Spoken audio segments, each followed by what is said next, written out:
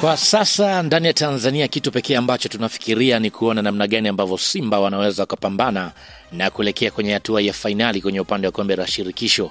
Hicho ndicho kitu pekee ambacho kila mmoja anakitizama. Sasa maswali yalikuwa ni mengi, kila mmoja akawa anajiuliza kwamba ni lini wasauzi yao watafika ndani ya Tanzania.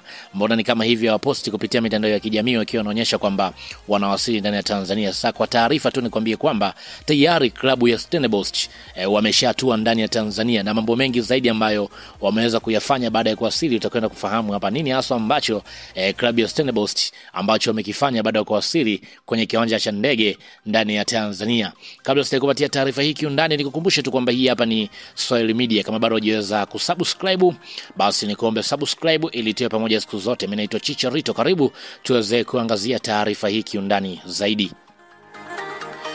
Klabu ya soka ya Afrika ya Kusini ya Stellenbosch tayari imeshawasili rasmi ndani ya Tanzania, lakini pia ikiwa na matumaini makubwa kuelekea mchezo wa nusu finali kwenye upande wa kombe la shirikisho dhidi ya mabingwa wa Tanzania, ama timu ambayo imekuwa inafanya vizuri kwenye michuano ya kimataifa, Simba Sports Club.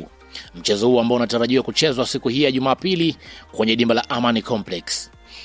Lakini pia kwa upande wa Stellenbosch, kabla ya hata kushuka vizuri, kilichowashangaza mashabiki wengi ni namna ambavyo wachezaji wa Stellenbosch walivyotulia pembeni mwa uwanja wa ndege na kufanya dua na sala pamoja, yani wakiwa wamekaa pamoja. Lakini pia kitendo hicho kimeonekana kuwa ni sehemu ya desturi yao ya kuanza kila safari kubwa na kumshirikisha Mungu kwa upande wao.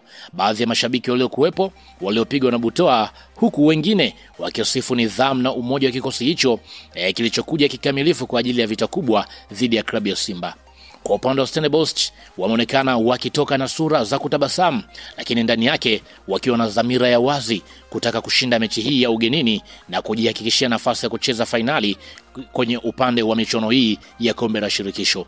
Hii ni mara ya kwanza kwa timu hiyo kushiriki michuano mikubwa ya CAF, na mpaka kufika hatua hii ya nusu fainali tayari wamewasha moto kwenye upande wa soka la Afrika. Nikwambie tu kwamba kwa upande wa klabu ya Stellenbosch ni klabu ambayo imekuwa ni changa lakini ni yenye ndoto kubwa. Nikwambie tu kwamba hao wenyewe wameanzishwa mwaka 2016 na tangu hapo imekuwa ikipanda ngazi kwa kasi kwa upande wa huko Afrika ya Kusini. Ya maana kwamba kwa upande wa Stellenbosch wamefika ndani ya Tanzania wakiwa wanaonyesha kabisa kwamba wamekuja kufanya jambo licha ya kuwa wachanga, wakiwa wameanzisha mwaka 2016, lakini yote kwa yote wanaonyesha zaidi kwamba wanataka kufanya vizuri kwenye michuano ya kimataifa.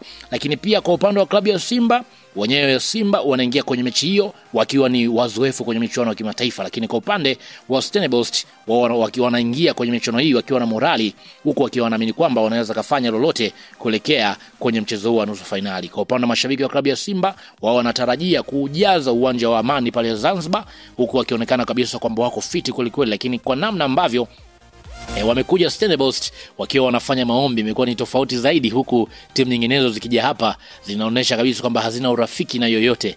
Hivyo Stellenbosch tayari wameshawasili, lakini wamekuja na dua kwa namna ambavyo wameingia kiutofauti na vilabu vingine vinavyokuja na hapa ndani ya Tanzania. Kwa upande wako unaona vipi mechi hiyo siku hiyo ya Jumapili? Toa maoni yako nami nitapitia. Shukran.